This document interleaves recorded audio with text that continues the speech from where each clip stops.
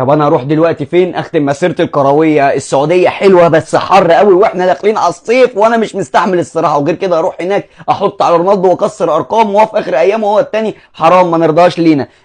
برشلونه جلده بخل الدنيا ونتنت الدنيا فيهم، عايزين انا اللي اصرف على النادي. طب اعمل ايه دلوقتي؟ اروح فين؟ هي ليو عرضك عندي، احنا نادي انتر ميامي في امريكا مكسرين الدنيا هناك، وعايز اقول لك بقى عندنا شاطئ خاص وهنديك 400 مليون يورو في السنه الواحده. غير كده بقى طبعا هتخش الشاطئ براحتك وتركب البنانا بوت والجيت. ايه مش مهم الفلوس، هتركبوني الجيت بجد؟ انا اسمع ان الجيت ده الساعه بتاعته ب 400 جنيه، انتوا هتقدروا تدفعوا لي ولا ايه؟ انا عايز جيت مخصوص.